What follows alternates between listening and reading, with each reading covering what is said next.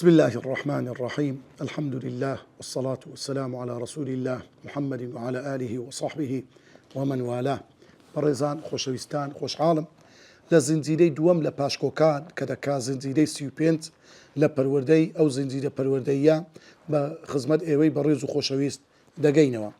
لزنجيري رابردو باسي جيهانجيري ما كد عولما بتايبت كاريگري عولما بو كاري پروردو پێگەیاندن کە بەڕاستی باسی پێناسەیەک یان ئەو شتادە و ڕۆڵی جیهانگیری لەو گۆڕانکاریانەی کە لە سەردەم لەو سەردەمەدا کرا و باسی خاڵە لاواز و خراپەکانی عولەمەمان کرد و باسی چەند خاڵێکی زۆر گرنگمان کرد لە گرنگی و لە سوود و قازانجی عولەمە لە بۆ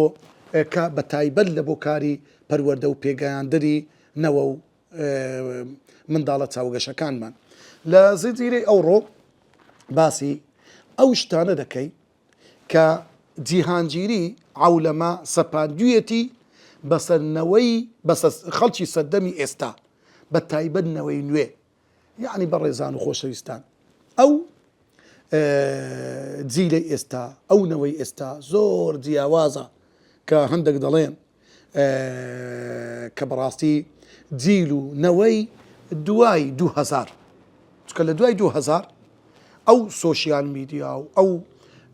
مۆبایل و ئەو بابەتانە لە هیکەوە دەرگایەکی زۆر عەجایبی فراوانی گەورە کراوە بەڕووی خەڵک زۆر لە ناکاو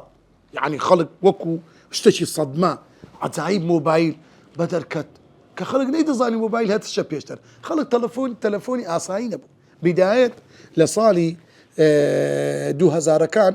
لە 2004 یعنی سێ بەدووە لە 2004 مۆبایل بەدەرکەت لە 2004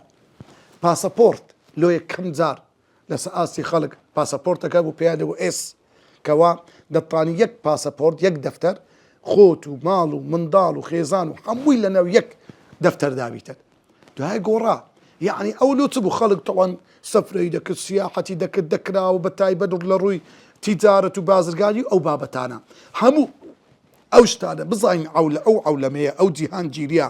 ئەو کراوانە ئەو کرانەوە خێرا و لە ناکاوە چی سەپان بەسەر ئێمە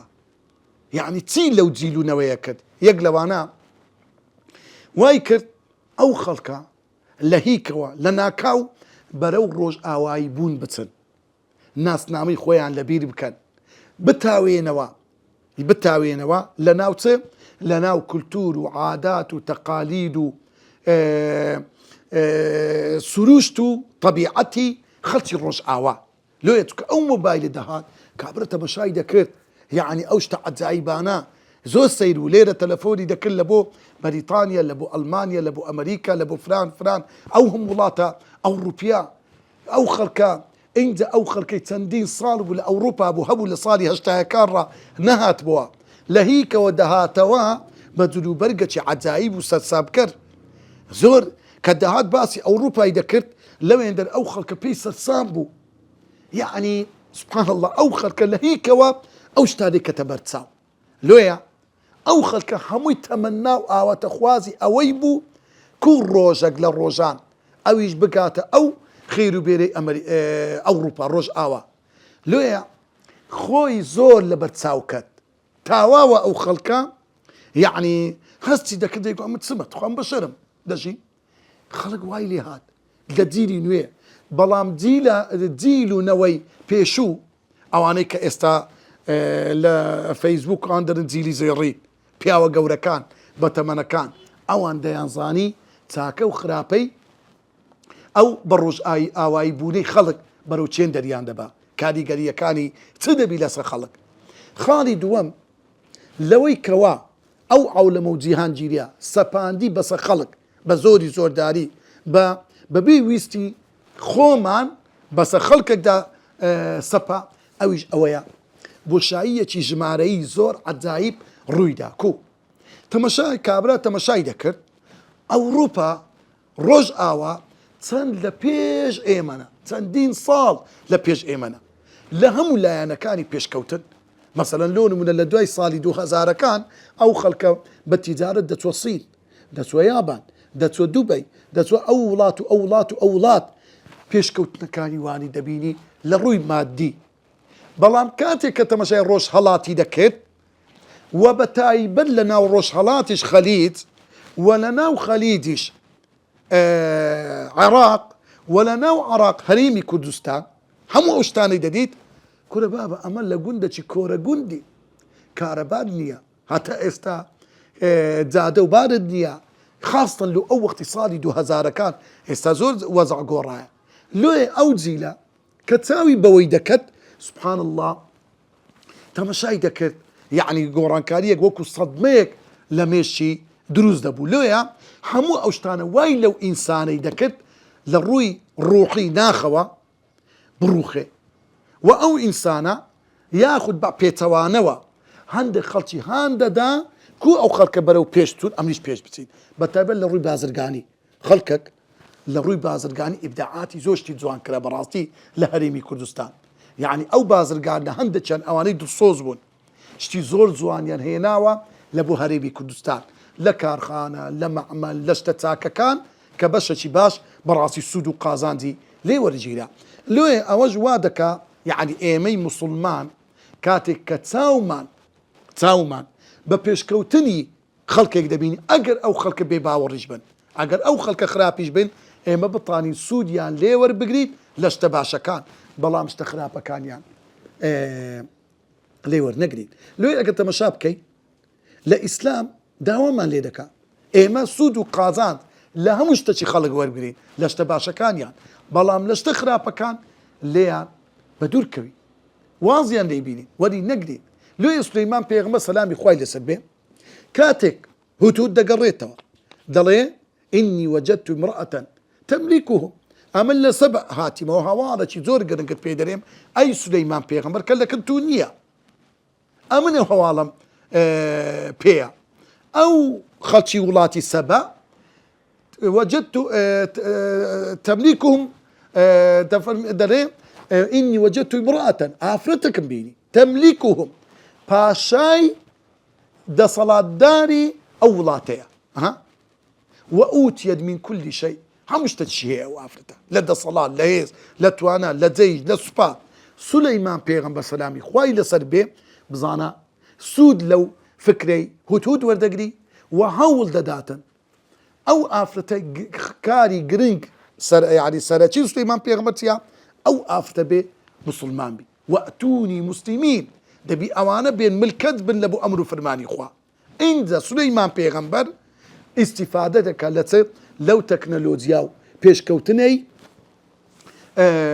مەلیکەی سەبە و خەڵکی سەبە نایە وڵاتەکەیان کاول بکە، نا بەڵکو دێ دەڵێ کاکە لۆ خۆتان بەس موسڵمان بن ئەمن دینم لەنگۆ دەوێت پێشکەوتن تا ئێمەش ئیستیفادەی لێ دەکەین لە ئیسلامدا وایە. بەڵام ئەو خەڵکەی دێ وڵاتێک داگیر دەکا عادەتی وان وایە ئین الملوکە ئیذا دەخەلوا قەڕیەة ئەفسەدوها وجعلوا أعزة أهلها أذلة وكذلك يفعلون. أو غافلة عند عاقل بو وتي خلتي نكون بقى مشر نكي أجر أو كسا مليكو باشابو تمعكارو خوسا بينربي هر مليكة آوا داخلي ولاتك بي داجيني بكا أفسدوها تختو إيراني دكا تفلتو ناي دكا وجعلوا أعزة أهلها أذلة أو خلق سربرزو سرفرازو بريزي أو لاتا زليل زبون سرشور رسوك الرسوا دكات وكذلك يفعلون. هر أول لدير زمان عادته طبيعتي مليكو باشا كان بوا خوصة بينر كان خوانا ناسا كان بلام بقى ما التعقيب كينوا بويا كاتي سليمان بيغمبر تاقيد كاتو دزاني او مليغنيا پێغەمبەرانیش دوورن لەوەی فەسادی بکەن خراپەکاری بکەن کاری تێکدەرانە بکەن. لێ ئەو ئافتا ملکەت دەبیتن سولەیمان پێغەمبەریش سەلامی خوای لەسەر بێ هەموو پارێزگاری لە هەموو پێشکەوتنەکانیان دەکات. لێرەدا ئەوەی کە زۆر گرنگە لە ئیسلامدا دووشت بەیەک دەبەستەوە لایەنی مادی لەگەڵ لایەنی ڕوحی. بزانە یعنی خەڵکێک لە ئەوروپا دەگەڕێتەوە دێتەوە لایەنە مادیەکە ئیستیفادەی لێ بکەین چ عیبیتی هیچ مشکلە نییە، بەڵام تێکەڵ بکرێ بە لایەنە ڕوحیەکە تێکەر بکرێ بە قورئان و سونە بەوەی مسلمان سوود و قازات دەکاتن هەم لە دنیا هەم لە قیامەتێ. خاڵی سێیەم بەڵێ بەڕێزان گوتمان خاڵی سێیەم ئەوەی کە زۆر زۆر گرنگە چۆنیەتی ئینسان بتانی وەکو مسلمان بەکو دایک و باوکەشی ینی بە پەرۆش و خەمخۆر لە بۆ ئەو منداڵە وەکو مامۆستایەکی خەمخۆر کە بتانی چۆنیەتی ئێمە ئەو گۆڕانکاریە خێرایی کە ڕوو دەداتن عنی ڕۆژانە تاوان ئەوە هەر ئەوەیە برین لە هیکەوە کاتێک کە ئەو شتانە پەیدا نە ڕۆژانشتی لە ناکاو دێتە کایەوە دێتە بەرچاومان دێتە بەرجێمان کورە وەچی گوتی بەدە قەو لە حەزات شت دێت و دەڕوا لێیە کو ئەتو تەعامل بکەی کو پەروەردەی منداڵەکە لەسەر بکەی ئەو هەموو هەواڵە ناڕاستانە جاروێ لە بەس لە بۆ کۆکردنەوەی کلیک و کۆمنت بە هەزارەها درۆ عاشاتی ڕووی ئێوەی بیدەر و بیستەری بەڕێز و خۆشەویست بە هەزارەها کلاوات بە هەزارەها شی ناڕێک نادروست درۆ دەکرێتن بەداخەوە یعنی هەندێک شت دەکرێت تەئسیل لەسەر شخصیەتی کەسەکانە بەڵام کابرا جێی لێ نییە کو ئەتو بتانی ئەو عەولەمەیە تەئسیل لە کاری پەروەردە نەکە زۆر بەداخەوە ئێستا وای کردیە هەندێک داک و باب ڕات دەستیان لە ماڵ و منداڵی خۆیان شوشتیە هەندێک مامۆستا وازی لە کاری پەروەردەی خۆی نە کورە بابدرێ کەس بەجێمان ناکە نابرای بەڕێزم نابی ئەتو دواب بکەوی لەو کاروانە منداڵەکەی فێر بکە فێری دەستنوێژی بکە باسی ڕێزگرتی داک و بابی لە بۆ بکە لە ناو قوتابخانەکە واللهی ئەگەر چل تەڵەبەتەبی لەو چل تەڵەبەیە یەک کەس ئیستیفادەی لێ بکە بەجێی تو بکە بە قسەی تو فێری نوێژێ بی بە قسەی تو فێری دەستنوێژ بی بە قسەی تو ڕێزە داک و بابی بگری ئەوەندەت بەسە لە بۆ قیامەتە بەسە. خاڵی چوارەم کاری عەولەمە چی لە خەڵک کرد وای لە خەڵک کرد بە بەردەوام ئەو خەڵکە لە پێشبڕچێ و لە منافەسەکردن و لە هەوڵ کۆشەشێکی وادابی کە شەو ڕۆژ بخەنە سەر یەکتر هە پێڕانەکەن طبعا منافەسە پێشبڕچێکردن دەست پێش خەریکردن لە ئیشەکان خراپ نییە لە هەموو ڕووەکەوە بەڵام ئەوە خراپە پێشبڕچەیەکی ئەوتۆ بکرێ منافەسەیەک بکرێ کە ئەو منافەسەیە ئەو پێشبڕچەیە وەکو مستەڵەحەکەیە زاراوەکە ئین صەحە التەعبیر دەڵێن منافەسەی شەریف و ناشەریف یعنی هەندێک کەسەیە منافەسە لە کەسی بەرامبەر دەکا بەڵام منافەسەی زۆر ناڕێکە کو خۆی لەسەر دەفەوتێنی ماڵی خۆی وێران دەکاتن خۆی لەسەر قەردار دەکا ڕەنگە لەسەر حسابی نەفس و شەخسیەت و کەسایەتی خۆی بیتن ئەوە ماڵ وێرانیە زۆر غەڵەتە کابرایەک خوای گەورە ماڵەچی دایتی دێ شۆفەر لە خانیەکەی دەدا خانێکەکە دروست دەکاتەوە ئەوی تەنیشتی جیرانەکەی جاری وابووە یەکە و سەر ئەویش چێتی کەتە قەلبی هەستە ئەویش بە هەمان شێوە ڕەنگە دەفتەرت چی نەبووە شۆفەری لە خانیدایە بناغەکەشی پێتاو نەکرا کاکە حاڵی وی لەگەر تو زۆر فەرقیەیە بە تایبەت لە ناوچینی ئافرەتان چاو لێکەری هەوجیانەکەم جیرانەکەم بە تایبەت کە دەستنە تازیان لە بووکان لە گوازکەون لە شوێنە گشتیەکان ئەوە شەش تاک بازی کردێت لۆ ئەمن نەمبی وەنیا ئەوزە دێتن قۆدە چ خۆی ئەوها هەر دەتەچێنی علاسە زڕەزری بازنەکەی بێ بازنم هەیە جێکی ئەوها لێ دەکات سەفیەکەی لا دەبا یعنی ئەو گوارەکەم تازەیە و تازە کڕیمە ئەوە منافەسە دروست دەبیتن لۆیە پێغەمبەری خوا صلی الله علیه وسلم لە فەرمودەیەک فێری منافەسەیەکمان دەکا کە ئینسان کو بتانی لە ژیان بژی کەوا هەمیشە و بەردەوام ئەسپی خۆت تاو بدەیت لە ئیشە چاکەکان بەبێ ئەوەی خۆشت بدۆڕۆی بەبێ ئەوەی خۆت لە ناو بی پێغەمبەری خوا دەفەرمێ صلی الله عليه وسلم انظروا إلى من هو أسفل منكم ولا تنظروا إلى من هو فوقكم لئلا تزدروا نعمة الله عليكم پێغەمبەری خوا پێمان دەفەرمێ صلی الله عليه وسلم دەفەرموێ سەیری ئەو کەسانە بکەن لە ژێرەوەی خۆتانن لە خوار خۆتانن سەیری ئەوانە مەکەن باڵاترن لە سەروی ئێوەن لۆ ئەگەر بەس تەمەشایشتا باڵەخانە بەرزەکان بکەیت تەمەشای ئەوانە بکەی خاوەنی سەد دەفتەرن ئەوانەی کە زۆر زۆر لە ئاستی باڵادان ئەتوو هیچ نیعمەتێکی خوارد نایەتە پێت چاو لۆ لەو فەرەزنا تەمەشارێکە کابرای خانێکی 100 مەتریە و کرێتی ماوەیەک خوای گەورە خانی 100 مەتری دەداتێ بۆڵێ قەنەعەت ناکەی ماری فرانکەسی 200 مەتریانەیە ئەو زارە هەوڵ دەدەی 200 مەتریەکە پێیاکەی 200 مەتریەکە دەبی دەرێ هەم ماڵی فرانی 600 مەتری هەیە کورە فرانکەس ئەوەندە لۆیە پێغەمبەر دەفەرمێ صلی الله علیه وسلم وەلدێ قەنەعەت بە هیچ ناکەی قەدری هیچ نعمەتێکی خوا نازانی بەڵام ئەو کەسەی کە تەسەیر دەکات کورە کاکە ئەمن ڕاست دەکرێتین بەڵام کریخانی پێدرێ هەیە کریخانیشی پێ نادرێ ئافرەتێکی بێوەژنا سێچار منداڵی کەتە سەری ئەدی ئەو قوربە سەرێک و دەژی معنای ئەوە نیە خۆی دەست بە خۆیدا شۆڕکاتەوە ئیش دەکەم هەوڵ دەدەم کار دەکەم بەڵام منافەسەی خەڵک ناکەم خۆم ناچوێنم بە خەڵکی کا کورە پێ دوابی ئەتو پاشای لەو دنیاە لۆیە ئەوەی ماڵی ئینسان وێران دەکەم چاو لێکەریە لۆیە بەڕێزان و خۆشەویستان ئینسان دەبی واللهی زۆر جاریوە کابرا خۆی کوشتیە لە حەزمەت لە داخە لۆ هەندە حەسوودی بریە یعنی من نەفەرشی دەناسم لەو ساڵانی پێش مۆدیل بوو کابرا داد شۆفەری لە خانیدا یەکێک لە جیرانەکانی کابرا بازرگا بوو زۆر دەوڵەمەند بوو یەک شۆفەری لە خانیدا تەقتی کرد ئینجا خانیەکی دروست کرد سێقات ئاوات بکرد بە کراوت دەکەت جیرانەکەی لەو گۆڕی چێتی کەتە قەلبی هەستا شۆفەرەکی لێدا خانیەکەی پێتاو دەکرد ئەوە لە دیاریدا دەدیست ئاخیری هەستا فرۆشتی خانیەکی خانی 200 مەترەکەی خانی 100 مەتریشی پێ نەکراوە باشە ئاخیری لە عەژبەتان بە زجیدا ڕاست مرد باشە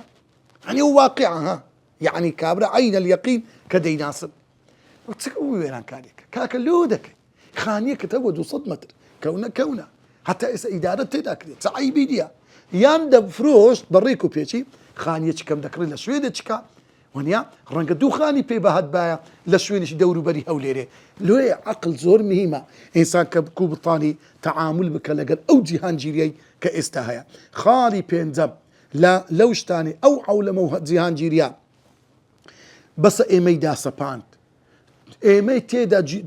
جیرۆدە بووین بەهۆیەوە ئەویش ئەوەیە کەوا تەماشا دەکەین جیاوازیەکی زۆر پەیدا بووە لە ناو شێوازی پەروەردەکردن یعنی سبحان الله پەروەردەی ماڵی نەوعەکە پەروەردەی تەلەڤیزیۆنی نەوعەکە پەروەردەی ناو پۆل نەوعەکە حتا تەماشا دەکەی تەڵەبەیەک دەستە قوتابخانە 5 دەرسی دەخوێنی مامۆستایە قسەی پێدێ یەکەچکە قسەی پێدێ یەکەچکە قسەی پێدێ یەک ئاراستە نییە هەری یەکە شتێکی لۆ بازاری خۆی خۆش دەکاتن لەوەی زۆر بەداخەوە حتا وای لیاتێ لە ڕووی دین هەر کەسێک لە مۆبایلەکەی خۆی موفتیە ئەو شتە سونەتە ئەو شتە بیدعەیە ئەو شتە فەرزە ئەو واجبە مامۆستا فرانکەس کەلچی هیچی نییە فرانکەس کورە وەلی خوای گەورەیە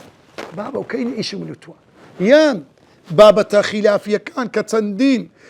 100 ساڵێک لای نەبوویتەوە بوویتە شەڕی بازاری خەڵکێکی نەزان نەفام بەداخەوە قسەی تێدا دەکەن ئەوە ئیشی فەیسبوک نییە مەسائیلی شەرعی مەسائیلی تەفسیری ئايات قورئان حەدیث کورە ئەوەش پیاوی خۆی دەوێتن لێ بەڕێزان و خۆشەویستان بەڕاستی وای لێ هاتیە خەڵک جیرۆدەی چەندین کێشە و گرفت بیتن ئاخیر خاڵ کە باسی کەین کو ئێمە دەرباسمان دەبی لە هەموو ئەو جیرۆدانی کەوا توشمان و خاڵی یەکەم کە زۆر زۆر گرنگە پابەندبوون بە خێزان ئەو خاڵە زۆر زۆر مهمە بەڕێزان ئێمە پارێزگاری لە خێزان بکەین ئەو گەورە و گچکەیە لە ناو خێزانەیە داک و باب منداڵەکان پەیوەست بکەن بە خۆیان کوڕی خۆم هەموو شتێکی وەرمەگرە تەنها سەرچاوەکەت بە خۆم بی لە منەوە شت وەگرە هەموو شتێکی جێمەدێ یان ئەو داک و بابە گەلو خۆشیان لەو ئاستەی دینە عادەتەن منداڵ کەم وایە بەجێ داک و بابی خۆی بکە مەسەلەن لە هەموو مەسائیلێک لۆیە مامۆستایەک مەسەلەن لۆ نمونە برایە کرد مامۆستای ئاینیە کەسێکی ڕۆشنبیرە کەسێکی خوێندەوارە یان خاڵی منداڵەکەی یان کوڕە پلکەکەت کەسێک ئەو منداڵە خۆشی بووە یان مامۆستای گەڕەکەکە کوڕم لە هەر شتێک لە خۆت پرسیان لەوی بکە خێزان زۆر مهمە زۆر مهمە خێزان بەڕاستی بەردی بناغەی پارێزگاریکردنی نەوەکانمانە منداڵەکانمانە بۆیە عەلمانیەت ئیش دەکات لەسەر هەرتەکاندنی خێزان لەسەر نەهێشتنی ئەو خێزانە لێ دەبی ئێمە بەڕاستی زۆر پارێزگاری بکەین لە خێزان لۆ ئەوەی بەڕاستی ئەو منداڵەمان پەروەردەیەکی ڕاست و دروست بی یەک ئاراستە بگرتە بەر ئەوەیە کە ئێمە بتوانین بەڕاستی خێزانمان تۆکمە بکەین بەهێزی بکەین هەوڵ بدەین هەمیشە و بەردەوام منداڵەکانمان لەسەر سفرەی خواردنەکە کۆ بنەوە هەوڵ نەدەی بڕۆ کورات و لەخۆ لە فەچی بکڕە لە بازاڕێ برسیتە بڕۆ بازار ئەوەتە لێرە گەس هەیە گەزەکی بخۆ بڕۆ فەلافکێک و شقربەتەکی بخۆ ئەوە وێرانکاریە ها دەکرێت هەفتەی جارێک دەکرێت لە چەند جەمێک جارێک مەسەڵەن لە خۆت خواردی ئەگەر هەردەکەی خواردنەکی بە خۆت دروستکە لە بینەوە ماڵێ بەڵام لەسەر یەک سفرە بیخۆن قەت مەکەن سفرەکەتان بترازێ پەرت و پەتەوازە بیتن ئەو سفرەیە بەرەکەتی ماڵە ئەو سفرەیە ڕەحمەتی خوایە خاڵی دووەم پارێزگاریکردنی لە پەیوەندیە کۆمەڵایەتیەکان کە بەڕاستی لە عورف و عادەتی کوردەواری خۆمان شتی زۆر زۆر جوانە لە سەردانیکردن لە ڕێزگرتنی داپیرە و باپیرە لە ڕێزگرتنی داک و باب لە ڕێزگرتنی خوشک و برایەکان لەگەڵ یەکتر ئینجا هاموشەوکردنی یەکتر کاکە ئەو سەردانانە زۆر مهمە دایک و باوکی بەڕێز ئەگە دەتەوێت منداڵەکەت لەو قەپێڵغ و لەو بە عورف و عادەتەی کە ئێمە لەسەری پەروەردبووینە بەردەوام بن هەوڵ بدە هەفتەی جارێک سەردانەکەتەبی میوانەکەت بێتن کورە عیبی تێدا نیە زۆر ئاسای تەلەفۆن دەکەم لۆ برام کاکە ئەرێ لۆ دیاری دەدەوەرن لۆ خوشکەکەت عیبە ئەو پەیوەندیە زۆر بەهێزە ڕۆژی جومعان دەستمەوە ماری خەزورم مریش کەچی لەگە خۆم لێ دەنێم شیوەکەی دەبە لەوێ دەرێ دەخۆی لەگە ماری ولدا زاوایەکرد لەگە ماری برات لەگە ماری خاڵی منداڵان لەگەر ئەوانە پێکەوە سەفرەی دەکەی کاک ئەگە ساڵی تارەچی بی پەیوەندی خزمەتەکە بە قوت دەبی لە جێژنەکان پەیوە سەردانێکی زۆر چاک و چڕ و پڕ دەکەی ئەوانە هەمووی هۆکارە لۆی ئەو منداڵە بە شێوازێکی نامۆ پەروەردە نەبیتن یعنی دەزانی ئێستا جیلی نوێ فشەیان بە زۆر شتێ دەرە سەردان چییە چیە سەردانە معنای چییە جێژنە چییە والله زۆر خەڵک وایە بەداخەوە کورە بابە واللهی ئەگەرە تو پێروابی خێزان هیچ نییە پەیوەندی کۆمەڵایەتی هیچ نییە ئەو منداڵ ڕۆژێک دادێ دوور لە ڕووی ئێوەی بەڕێز و خۆشەویست بە شوت تێت هەرەدا فڕێت دەداتە ئەوەی خانەی بە ساڵات چوان ئەو جەهینە گرەی بکە باشە فریمێس چی داپڕژە وەڵام منداڵەکە مافی نەدام ڕێزی نەگرتم کورە تو ڕێزت لە خۆ نەگرتیە نەتوانی پەروەردەیەکی جوانی منداڵەکەت بکەیت لۆیە بەڕێزان ئەو دوو خاڵە زۆر مهمە لۆ پارێزگاریکردنی پەروەردەیەکی ڕاست و دروستی منداڵ کە منداڵ بەرەو هەڵدێر نەڕوە یەکەم خێزان دووەم پەیوەندی کۆمەڵایەتیەکان دەپاڕینەوە لە خوای گەورە عاقبەت خێرمان بکە خوای گەورە بە ئیخلاص و ئەوەی دەگلەین و وتمان لێمان قبول بکە وصلى الله على سيدنا محمد وعلى آله وصحبه أجمعين